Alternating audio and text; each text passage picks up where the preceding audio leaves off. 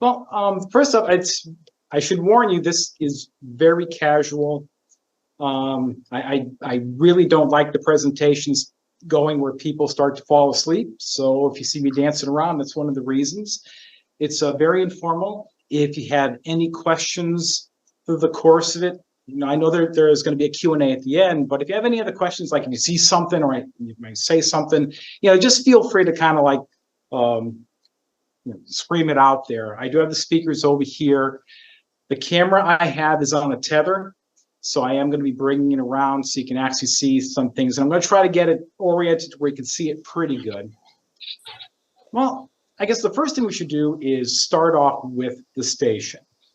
Now, many of you are probably familiar with the iconic picture of W1AW, the small brick building that's on Main Street here in Newington. Now, in terms of the radio station itself, this is actually the second location of the radio station, of the Hiram station. We had the first station, which was actually operating as W1MK, and that was located at about 5 miles to the north of us here. It was in Hartford, near the Connecticut River. And in 1936, March of 1936, we had what was called the Great Flood. That flood actually started in Canada, worked its way down the Connecticut River, pretty much taking out everything along its path, because the Connecticut River intersects, or actually cuts right through New England. It separates Vermont and New Hampshire. It cuts Massachusetts right in half. It cuts Connecticut right in half. And when we had the flood, everything along the river was destroyed, including the original station. Now, the organization decided, rather than just rebuild that station, which is a good plan because when we had the 38 hurricane, the water came up the river and pretty much damaged everything around there. The league at the time decided to purchase property here in Newington, about 5 miles away and 5 miles plus away from the river, and began construction of this building. Now, Hiram Maxim, our founder and first president, whose picture, by the way, is right over there, he passed away in February of 36, so he never saw the devastation. So after they began construction of this building, around in late 1936, 37, actually they purchased the property from the Starr family. It's about 7¼ acres. The organization had asked what was the FCC at the time to hold the call sign in memorial. So while the original station was W1MK, this became acted as W1AW in honor of Hiram Maxim. And since 1938, we've been active just using that call sign here. Now, obviously, through the war years, we weren't on the air, but we did provide other services, but with very, very few exceptions. And the exceptions being a call other than W1W being used here has to have some meaning with the organization. It has only been W1AW. Now, the station's main goal, its main purpose, is the transmission of code practice and bulletins. And I'm going to bring you right over here just so you can see that. We are in the midst of sending out our CW bulletin. We first started off with an hour of regular CW practice and then immediately goes into the CW bulletin. And this is the equipment behind me. Now I'm going to I can't open the doors because between the fans and the air conditioning and everything, it'll kind of drown this out. So I have to apologize for the glare, but I'll try to explain everything as we go along. And what I'm also doing is I'm looking at the display to see how I look when I position this for you. So let's kind of back up here a little bit. Excuse me. We are currently transmitting simultaneously on 9 bands. We're on 160, 80, 40, 20, 17, 15, 10 meters, 6 and 2 meters. All the radios are keyed simultaneously. They're put into PTT mode simultaneously. And all the equipment here, you probably really can't make out too much of it, but generally it's mostly ICOM. We are running some ACOM 2000A amplifiers. We also have some Yaesu equipment in here as well as 1 or 2 Harris pieces. Now you probably can't, well, maybe if I position this really well, yeah, you may be able to see where it says Harris. Well, some of you may recall back in 1989, we had renovated the entire station. And by renovating, I mean we brought it down to the main load-bearing beams. And At that time, we decided, okay, instead of using homebrew equipment, which we had prior to the renovation, we were going to get commercial grade equipment. And after at least a year of searching, we ended up using Harris equipment. Now, Harris doesn't sell the hams. They do commercial, military, and industrial. But since in their eyes we are a broadcast station, and I have to put that in quotes, we were able to purchase 7 transmitters, amplifiers, power supplies, and power distribution systems. And while it was all well and good, the issue we had was that the radios, while they transmitted CW and it met FCC specifications for CW, the fact remains is that the CW wasn't ham CW. And if we have any CW operators, I think you know what I mean. CW operators can really tell the difference between something that's generated by, say, Kenwood or Yaesu or ICOM or something like that, as opposed to something generated by some other non-ham manufacturer. But it met FCC specs. So we kept that equipment going, and the other problem we had was that the equipment began to fail. It's almost like it was built-in obsolescence. Within 6 or 7 years, we found we were sending the equipment back for repair more and more frequently. And since they were a company, Harris, they're not going to give us free repair. So we decided that, you know what, maybe it's time to revisit amateur equipment. There are certain technical specifications we're concerned with. It's duty cycle, spectral purity, transmit TR receive time, and spectral cleanliness.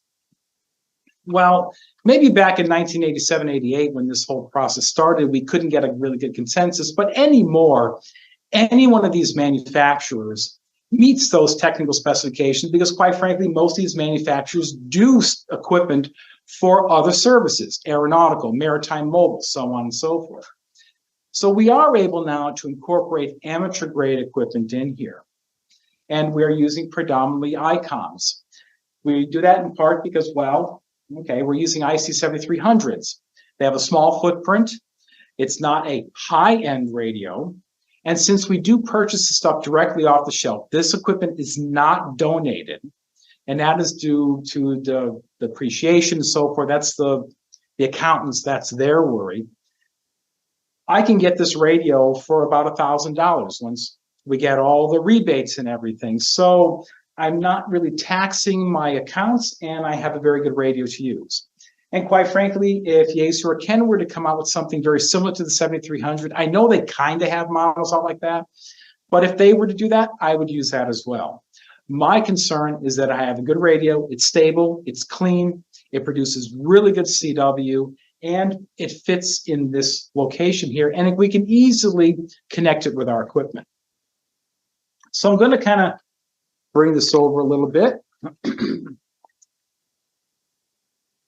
Because again, these transmissions are the bulk of what we do here. And I just got to free up my tether for a second.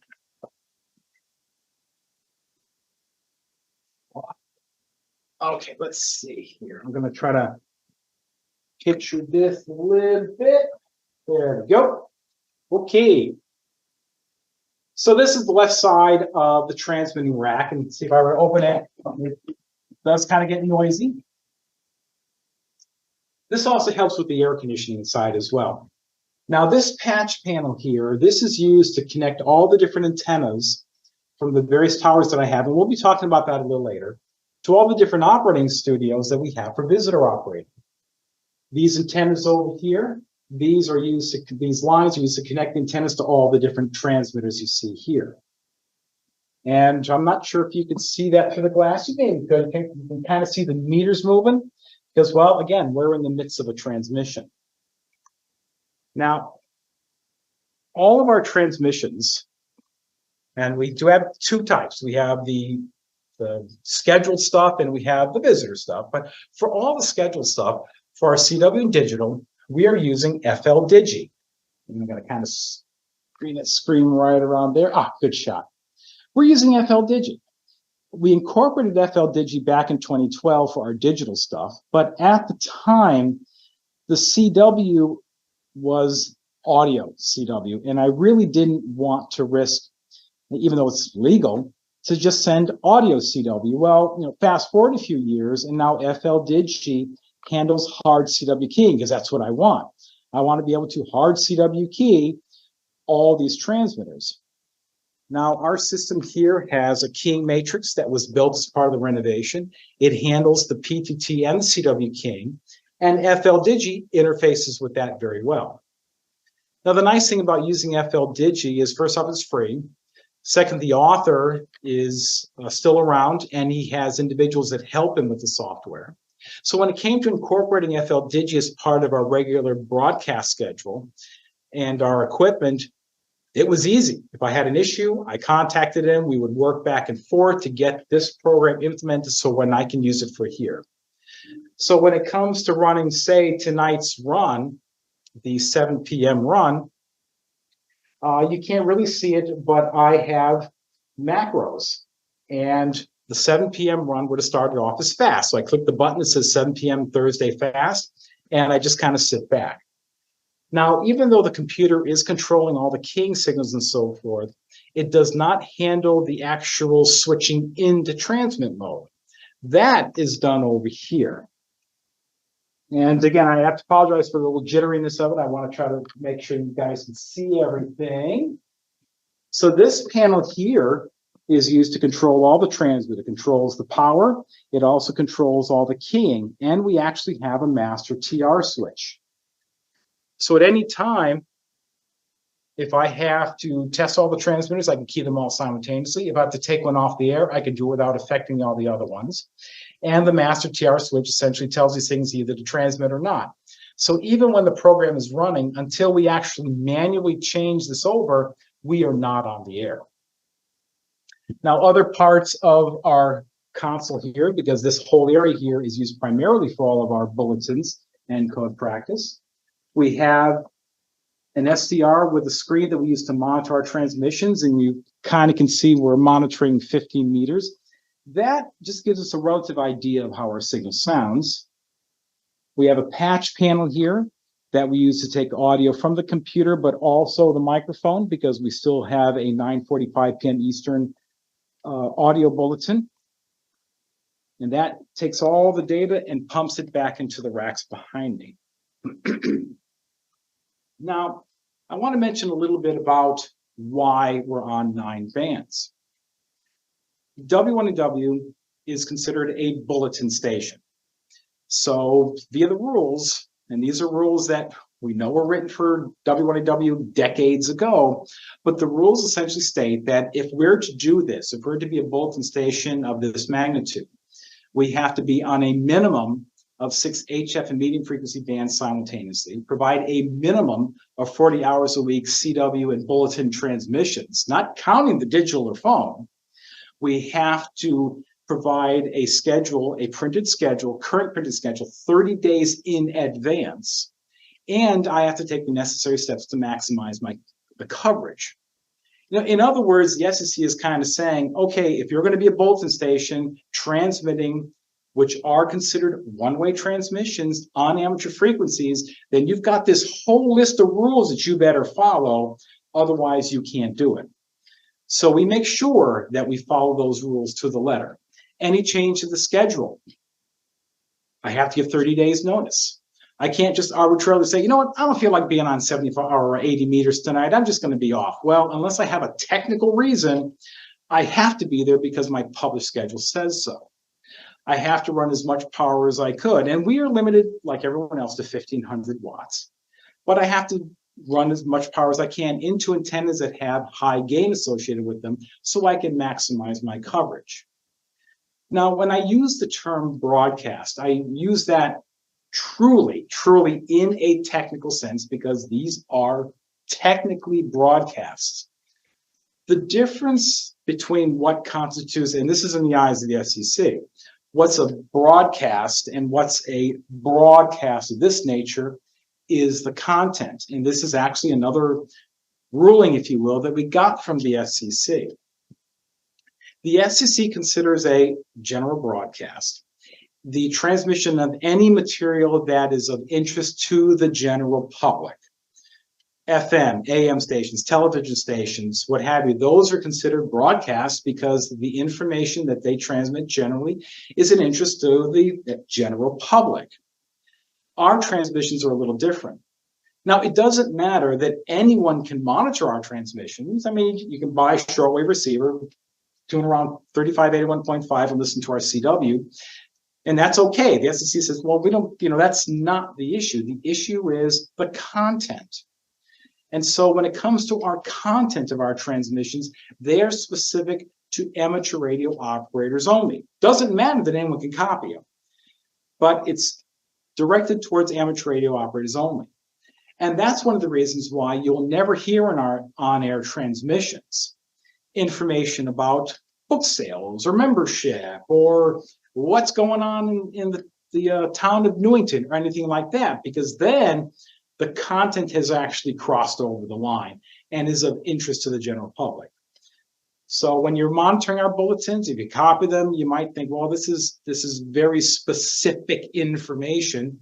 Well, again, it has to be, because it has to be specific to amateur radio operators. Now, let me bring it along here. Any questions so far? No, good. Either I'm doing a good job or I'm muted. I don't know. So that's the first half of W1AW. The second half, and I'm going to kind of picture this so you can kind of see the studios behind me. Has anyone been here to W1AW in the past to operate? Yes or no? We're operating. No. Joe, okay. Nobody here has visited. Sorry. Okay, so this is going to be like a new experience. Okay, awesome. I have here 3 studios, and in each studio there are 2 operating positions. Now, any licensed amateur radio operator can come in here and operate the station. They can operate on the bands and modes granted by their license class. So whether you're a novice, because there are still a few, all the way up to extra, you can come in here and operate the station. The only thing is that you are using our call sign only. As manager and trustee, I would not use my personal call sign here. Our CEO would not use his personal call sign here. Now, even though if you look us up in like QRZ.com with the SEC, it says that we're a club. It's the headquarters club station. Well, it's the headquarters club station because that is the only designation we can get from the SEC. We're not a weather racy station, and we're not an individual. So the only other amateur radio designation is club. So we are considered a club. But that being said, while other clubs allow their members to use their personal calls, here is a little different. I mean, this station is here in honor of our founder and first president, Hiram Maxim. So the rule going back decades has been any transmissions from here, not counting our scheduled transmissions, but any transmissions from visitors, staff, they can only use W1AW. They can't kind of, like they're working as W1AW, but trying to sneak contacts in with their own call sign. They don't affix their own call sign. They're acting as the control op at that time of W1AW. Now, when operating from here, we have a variety of pieces of equipment in here, and logging is all done by computer. We use N1MM Logger Plus. So what we'll do is you come in, we'd like to see a copy of your license. If you don't have it with you, we do look you up.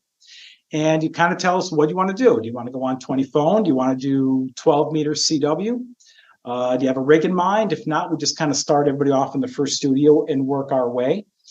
We set you up, we hook up the patch panel, hook the antenna up to the radio that we're going to hook you to have you operate on.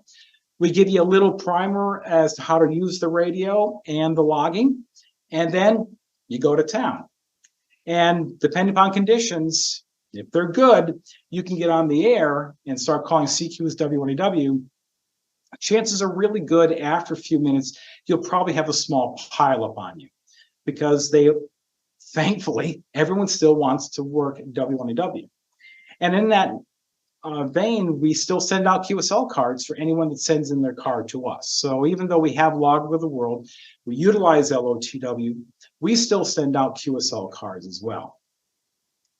I'm going to take you into the studio here and kind of give you a quick show of what's in here. Just give me a second. I just got to make sure my tether is free. While you're moving this, Joe, we did an event here on the square back in November, and I was working our FT8 station, and I saw W1AW FT8. I tried, but the pileup was too great. Y'all were very popular, very, very popular. Yeah, and I'll excuse me, I'll be showing you that station in a few minutes. Well, you know FT8, so when I say we get to see a red, that's generally what we see on the right side of the screen there when we start running FT8 from here. So in the first studio, now obviously the radios are not on because we are transmitting, but let's see. Okay, that's kind of a good shot here. I do have the monitors on so you can kind of see what the logging looks like. And all these windows are just used by M1M Logger. But over there near the window, we have a Kenwood TS990. That's connected to an RF kit RF2KS amplifier. Over here, I just want to check the screen. Yeah, over here, right down here, we have a Yaesu FT-DX101MP. That's also connected to its own RF2K amplifier. And for these stations, Morse code or phone communications. Now you can't kind of see them, but there's two small boxes on either side. These are low power bandpass filters, and they're connected between the transmitter and the amplifier, and we'll utilize those if we have more than one operator here. Now I'm going to bring you around to our second studio. I'm probably going to keep this like this. This is a nice head-on shot. Over here on the left, we have an ICOM IC9100 that is used for HF, but it's also our VHF and UHF station, as well as our satellite tracking. We do satellite communications from here. And let me see if I can get this a little closer so you can kind of see it. I don't know if you can see the pad that's there. It's right here. But we're using the SAT, the SAT controller. That's connected to our G5500 for ASL communications with the rotators. And the SAT controller sends out an IP, and we use the iPad here through Chrome to talk to the SAT controller. So all the functions of satellite tracking is done on the iPad. Now this station here on the right, just make sure you can kind of see it. I know the chair might be in the way. Let's do this. This is a better idea. We have the ICOM 9100, and over here we have a Yaesu FT-DX5000. Now the 9100 is connected to an ICPW1. The 5000 is connected to an Alpha 87A, and those are actually right here. Hopefully you can see this in this rack. And both amplifiers are remotely controlled from the visitor operating position. For the PW1, we have the remote head right on top of the radio. For the Alpha, we're just using the Alpha Connect program. Now here in our third studio, again, all the radios are off because we are transmitting. Okay, that's a good shot. Over here, we have an FT-DX 9000 that's connected up to the Quadra amplifier. And in the corner, we have a Kenwood TS590S. And that is hooked up to an ACOM 2000A, which I have to do a little bit of repair work on. But that's also, I don't know if you can see it, but that's our FT8 station. You can probably just barely make out WSJTX. Yep. Now, this does not mean that the Kenwood is used only for FT8, but rather, if I have someone who wants to run FT8, I put them in that station. But if they also want to say run CW or phone from using a 590, we can set them up for that as well. It's just that I don't have all the other radios hooked up for digital modes because, quite frankly, with the exception of FT8, I don't have any other call by visitors for any other digital modes. So we show them in there, we show them a little bit of FT8, and it's good to go. Now, if I had, say, 2 or 3 operators that wanted to run FT8, which they could, we can do anything in here that their license class allows, the Kenwood and the Yaesu are configured to where we can set up WSJTX in there and run FT8 as well. But we try to, you know, if visitors are going to run digital, let's just kind of keep them at one spot and let everyone else run phone or CW. A bunch of us in the room that are in HOA neighborhoods that have compromised antennas. Yes. There's a big pool of drool in here with all those amplifiers. I can appreciate that. While I live in Rhode Island, I mean, that's where my station, everything is located. I can actually remote into my station with a Raspberry Pi. I have a small apartment in Plainville, which is not too far away. And as you might have guessed, it's an apartment. There is a lot of electronic noise from everybody else's devices. And I have a loop antenna that goes around the perimeter of the apartment. And it's fed with 450 into a 1-to-1 and into an automatic antenna tuner. Now, I like running CW, but the only mode I could run in the apartment is FT8. Yep. And at that, 8 watts maximum. Yep. I can't run CW. Clearly, I can't run any phone. The noise level is so high that I have a hard time hearing everybody. If I run any power higher than, say, 10 watts, I start to chirp the smoke detector, and the TV starts getting a little flaky. So I can appreciate the HOA setting, but also for those who, and as you all know, there are some individuals that have strong opinions against FT8. I've got to say that at least when I'm here in Connecticut, if it wasn't for FT8, I would not be able to play radio at all unless I went out mobiling. Yep. So I would support FT8 only because it's the only mode I can get on to play any sort of amateur radio while I'm here. One of our members. I have a question. Okay, go ahead. The question, go ahead. Maybe I missed it. The bulletin stations, what amplifier are you using for them? On most of the radios, I'm running ACOM 2000As, and I am running 2 PW1s, ICOMs. On 2 meters, 6 and 2 meters, on 6 meters, I'm using a Harris Platinum, which is a commercial grade amplifier. It was actually taken out of service from WCBS. And on 2 meters, I'm running a Larkin, which was a modified VHF amplifier. But generally, I'm running mostly ACOM 2000As. And, you know, that's a good point. You know, going back to the broadcast side, I'm running everything at about 800 watts. Now, like everyone else, I can run a max of 1500 watts, and the SEC expects me to maximize my coverage, but I'm using high gain antennas. I mean, they're all M squared, but they all have appreciable gain. So my 800 watts, by the time it sees the antenna, you know, sans any hardline loss, I can have an ERP of at least 3000 watts. So I'm more than taking care of that, maximizing my coverage. But by running 800 watts, I'm not taxing the amplifier, I'm not taxing the exciter, and I'm essentially letting the antenna do all the work. The only band where I run at least 1000 watts is 160. And the reason for that is because I'm using just the dipole. The dipole is fed atop the 120-foot tower. One leg kind of goes off to headquarters and ties off to the penthouse. Another leg of that dipole ties off to a tree. So given the gain of a dipole, 2.15, I do run a little bit more power on 160. And I know that they do hear me, at least in the wintertime, because even if you check DX Summit or some of the other spots, for W1AW and 160, you'll see that they're hearing us in Europe, and I've seen us heard as far south as New Zealand. But again, generally that's in the wintertime. But going back to the original question, generally it's ACOM 2000A. Those are tube amplifiers. They're rated for 2 kilowatts, and I run them very low. So they just kind of sit there all day and per chunk add a 100% duty cycle. All right, thanks a lot. Thank you, Joe. Yeah, another thing about FT8, we have one of our members who's not here tonight. When he got his new 991, he had a very compromised antenna, and he worked all states in less than 30 days with FT8.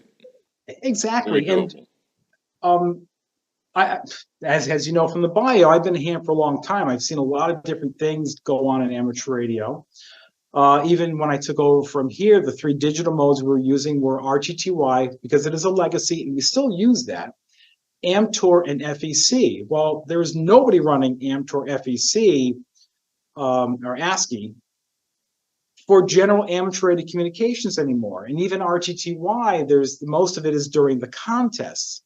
A lot of it, aside from the Pactor stuff for WinLink and so forth, most of it is FT8. You do hear a little bit of Olivia in there. There's still some PSK 31, but a lot of hams are using FT8.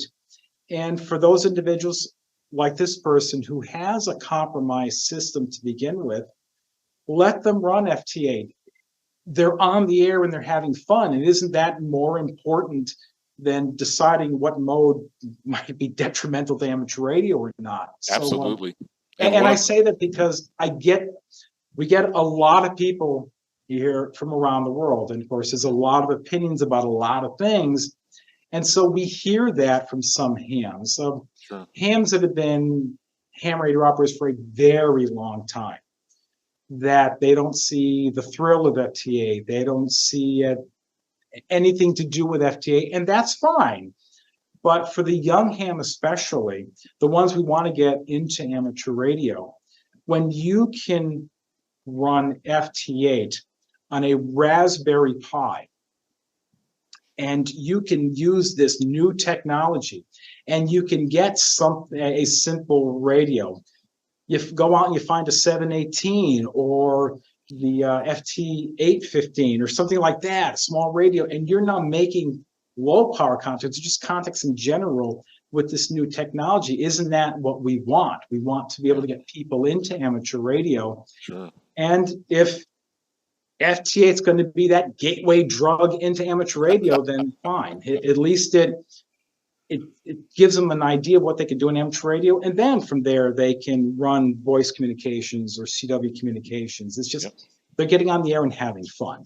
I'll let you go ahead and finish the tour, but one follow-on question I've got for tonight is, when do you think the bulletins might start coming out in FT8 instead of one of the other digital modes? That would be a tough one, because we would have to use just the mode itself, and we would have to be able to disable that of the short frames. Time. Yes, I mean, I know that there's maybe JS8 call. Oh, you mean where we don't have to worry about a time limit? Yeah, the JS8 call protocol. I would think if I had seen a large call for that, if ham started saying just like that, you know what, wouldn't it be kind of cool to get FT8 transmissions? I would incorporate it.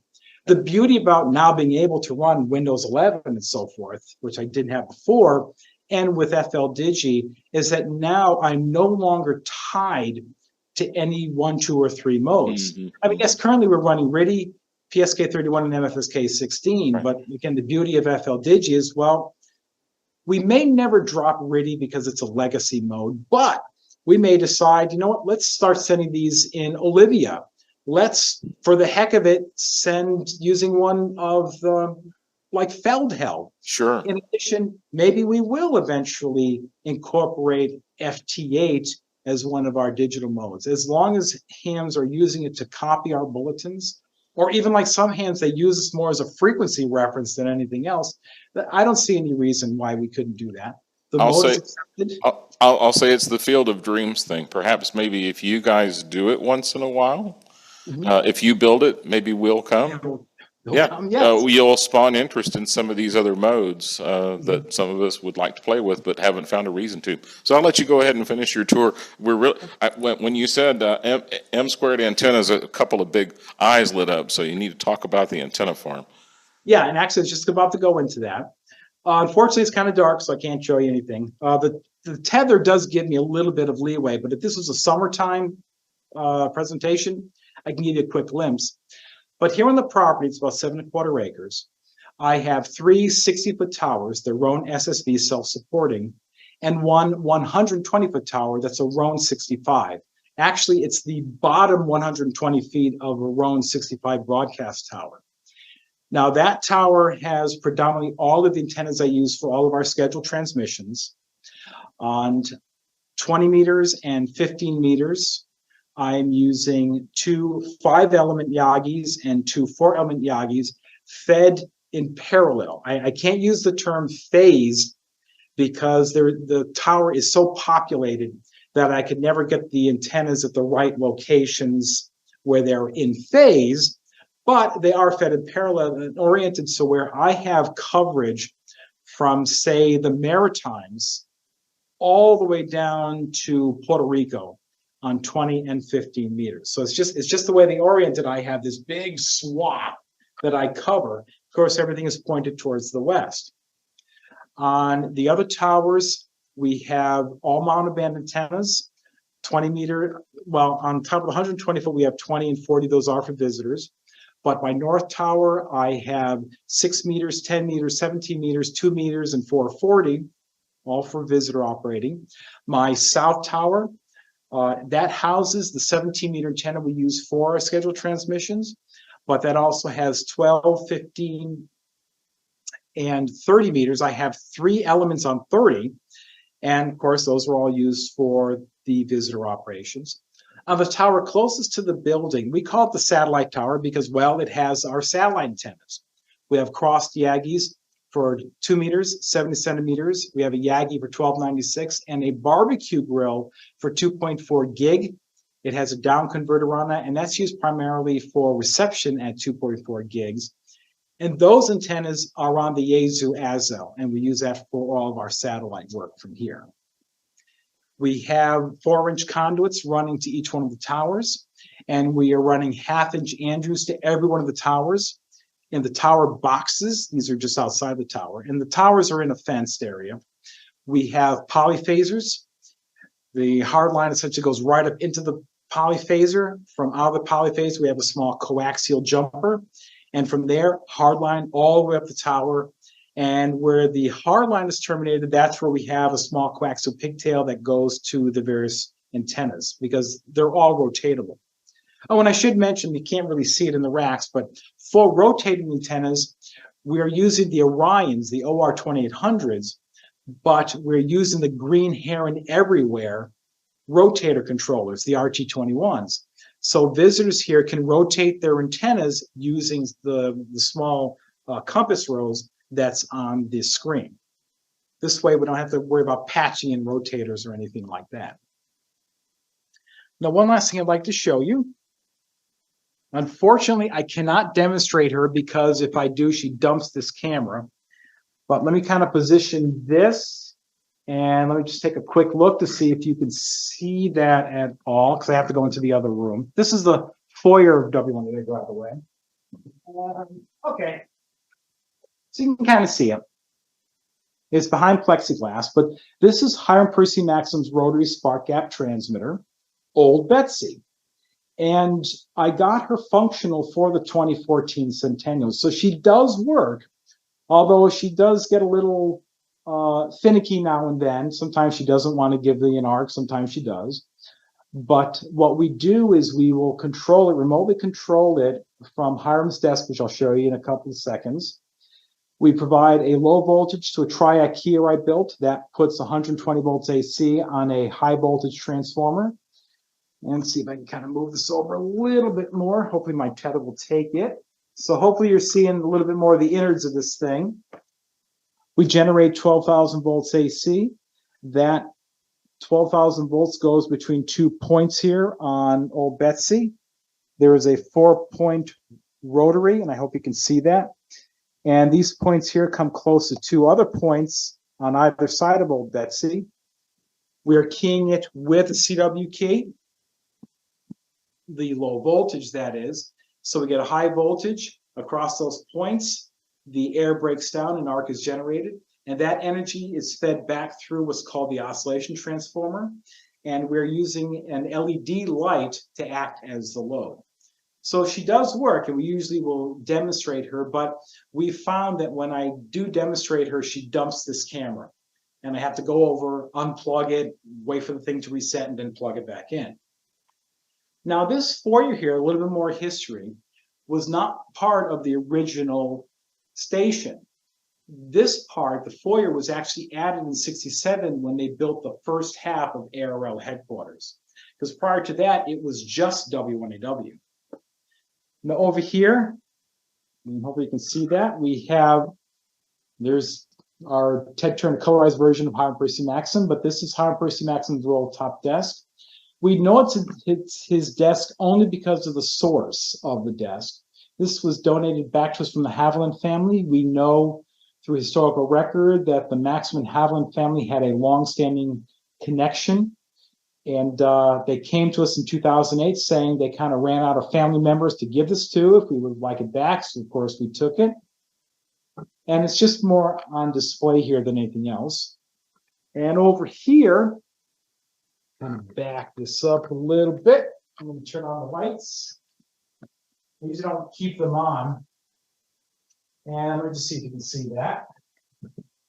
And it's kind of being drowned out by these lights, but there we have some pieces on display, historical pieces, 3 in particular, and you're not going to see them, unfortunately, because of the glare, but we do have behind essentially 2 panes of glass, the original wolf hong.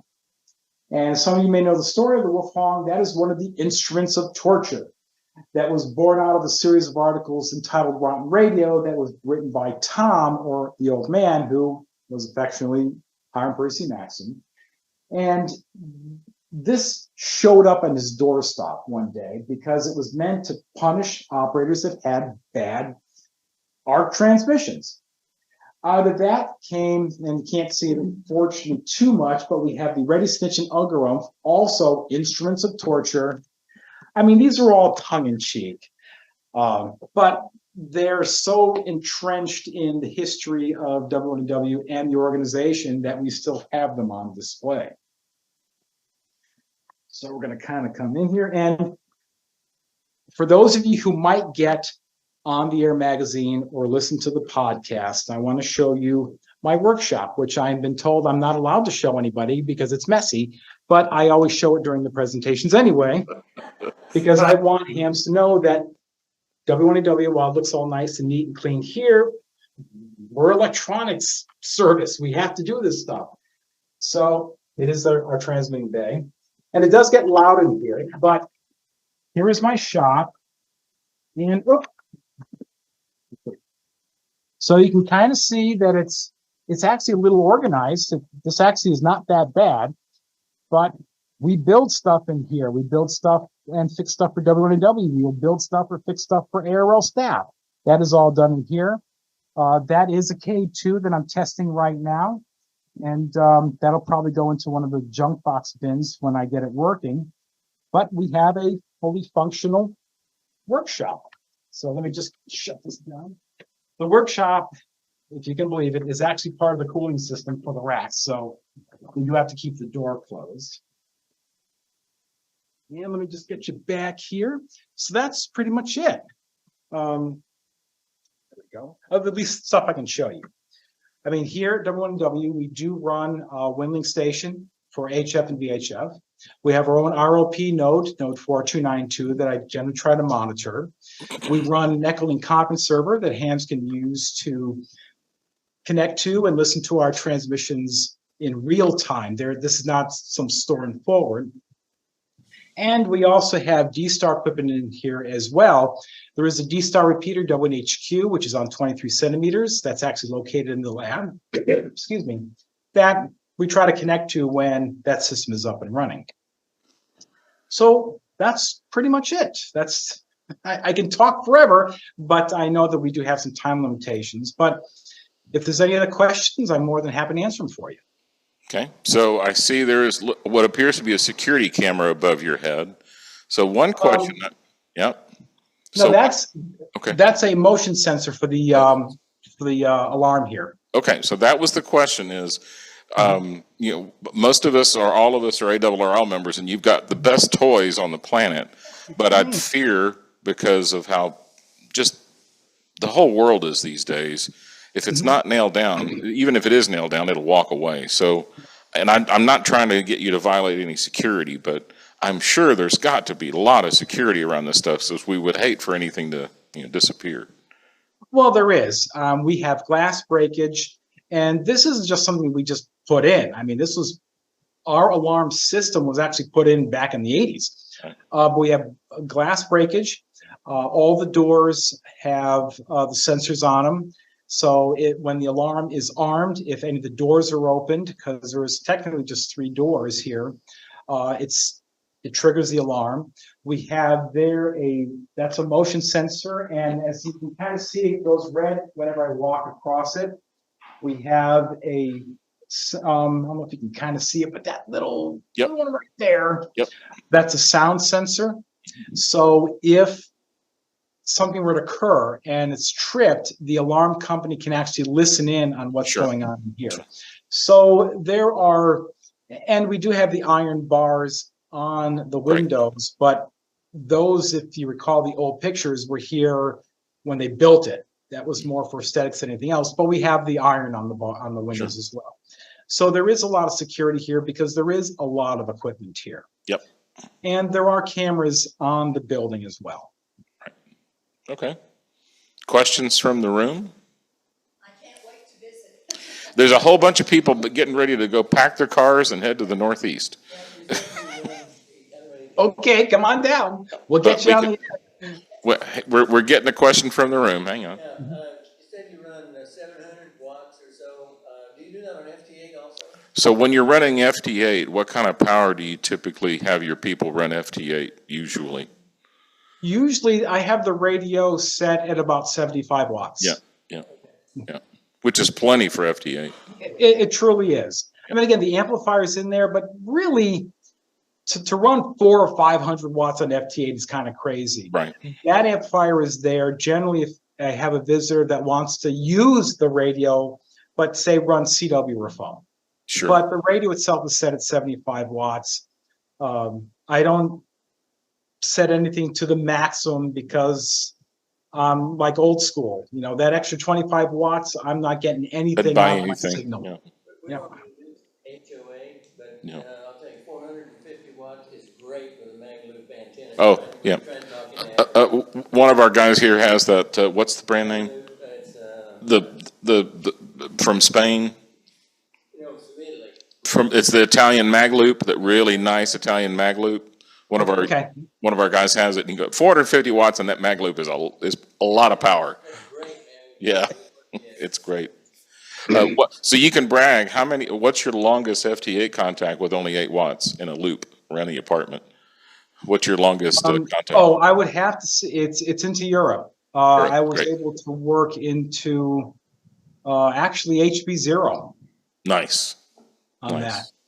Yep. But again, you have to look at, I'm using FT8, which can hear really well, even below the noise, especially in the case of my apartment. But I don't have that big of a problem working into Europe with that loop. From right here, we had a dipole stretch. This is a fire department training building.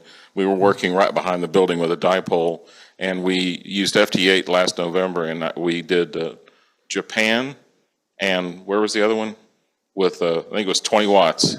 South America with 20 watts. That's great. Yep. In Rhode Island, I'm using a doublet, a homebrew doublet. Yep. Up about 26 feet, fed with homebrew open feed. It's 49 feet either side, and that will tune 160 through 6. It's going into an LDG, and I mean it is band conditions, but right now, if I were to say get on 24 megahertz, 12 meters, sure, there's a door that opens to Japan. Yep.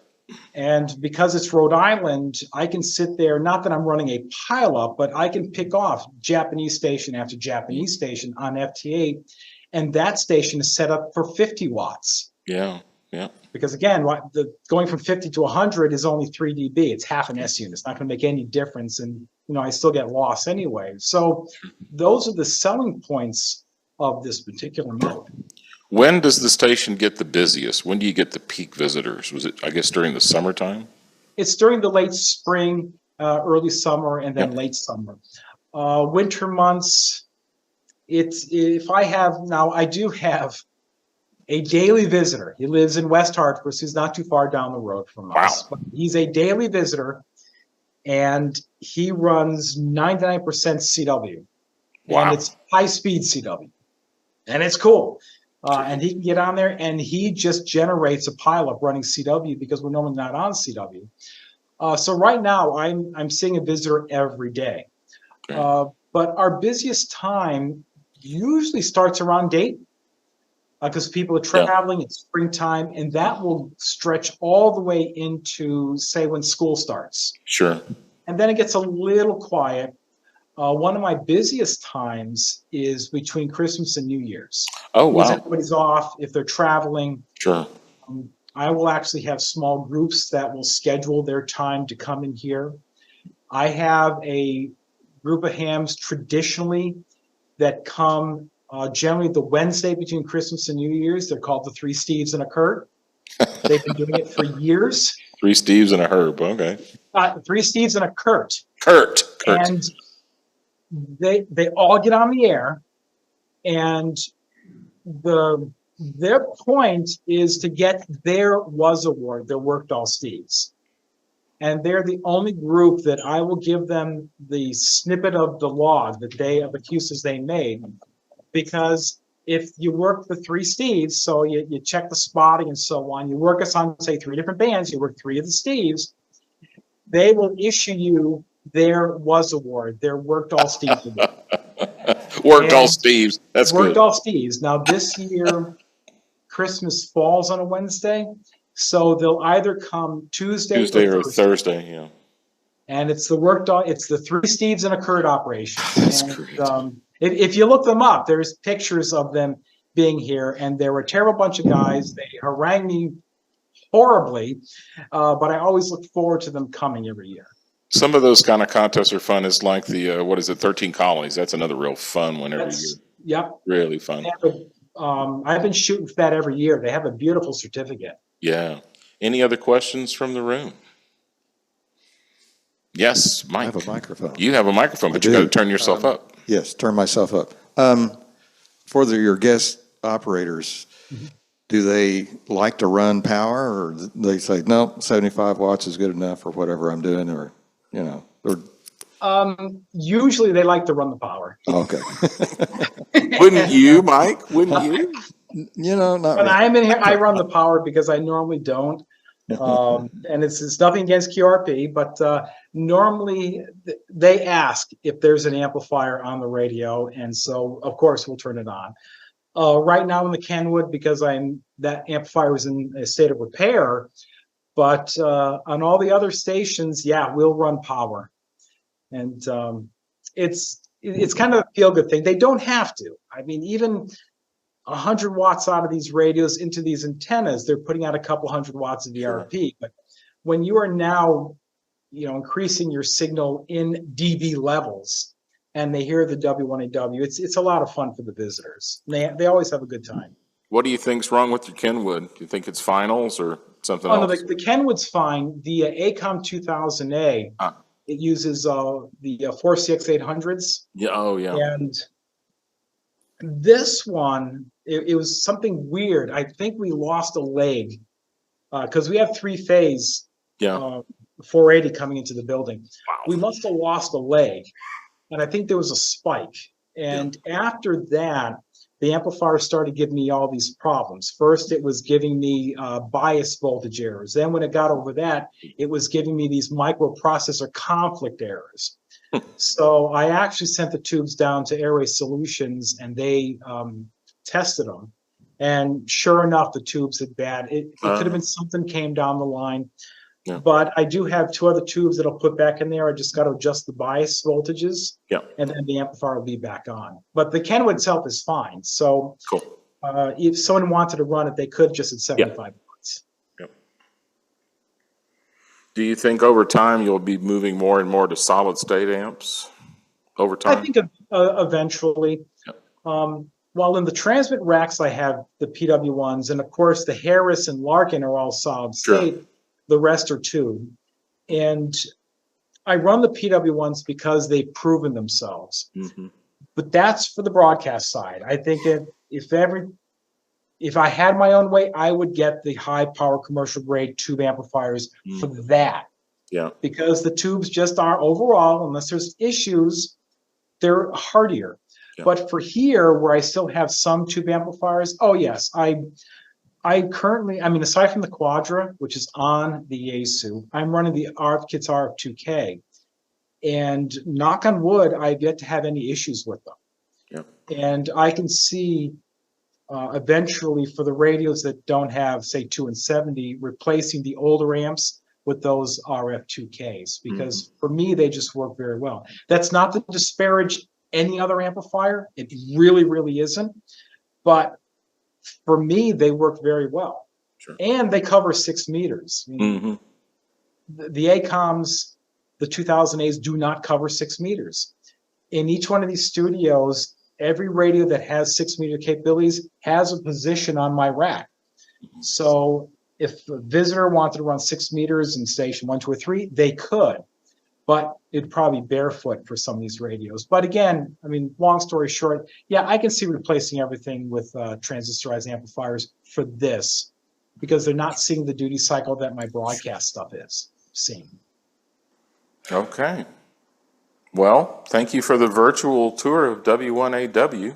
You're welcome. I know I'm very, very proud ARRL member, so. Thank you. Thank you. Appreciate that, and keep up the great work. And we'll spread your. You might see some more invitations from some of the other clubs around here, because this was a great thing.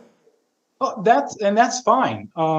We kind of welcome them. I mean, yeah, if it gets crazy, I may have to start staggering them, but and I can see it getting crazy. But there was one point last year where I had 3 different presentations in 1 month, and that's fine, because we know that some people may never get an opportunity to visit here. Right. It's just W1AW. It's here for any licensed amateur radio operator, even though we are a membership organization. But yeah, I love giving the presentations at the station. One of the things about North Texas is we've had Texas Instruments, of course, here. We had Rockwell Collins here. Yep. The telecom district was here for a long time. So it's a target-rich environment for EEs. Yes. We have a lot of electrical engineers in North Dallas. So there's a lot of clubs. The old Rockwell Collins Club is still around. Those guys are pretty on up there, but they're still around. But okay. All of the clubs, there's, gosh, dozens of clubs in North Texas, and we're all pretty much kind of friendly with each other, which is kind of nice. We Good. sometimes also share membership, which is cool. So, and that's why, let them know, sure. Yep. We'd be happy to do it. You know, you're in Central Time, we're in Eastern, and this is not a problem. sure. I have given a presentation to a club out in the Pacific Time Zone. Sure. So they met at 7 o'clock. Well, it's 10 o'clock here, but we still gave the presentation. You can imagine another great presenter over Zoom is Bob Heil. He's fantastic. He called me earlier this week. Oh, look at that. Yep. And just to chat because, well, he and Joe Walsh of the Eagles were here in 2004. Yep. And at that time, he met my family and so forth. And so it's our friendship has kind of gone beyond just the connection for ARL and W1AW. And he called me this week just to say hi and let me know that he's doing a heck of a lot better. Because he was really, really sick there for a while. And so, yeah, he is another very good presenter. He's another one of Bob Heil's big friends is Peter Frampton, is another one that's been pretty puny lately. He's kind of on his last tours, but that was the squawk box that Bob Heil made for Peter Frampton. Yeah. Well, we had talked about that because I had asked Bob because he had told us about other work that he had done, and I just asked him, did you ever do anything for Jimmy Buffett? And because unfortunately Jimmy Buffett passed away last year. Yeah. But he said he never did it for him, but he knew of him and he met him. Mm-hmm. But he told me about the squawk box that he made for Frampton and Carrie Underwood, and it's cool because we look at his, we see him for the ham side, but his commercial side is where he's really big in. Big, and yeah. To know that he's involved in that is really awesome. That's right. Joe, it's a pleasure. Appreciate it. Thank you. On behalf of the Metro Crest Amateur Radio Society, thank you very, very much. And good DX, I guess, is the best way to put it. We'll catch you on the That's air. right. We will catch you on the air. It's W1AW or my only call. And again, thank you very much. Thank you very much. Have a great evening. Thank you, folks, too. Take care.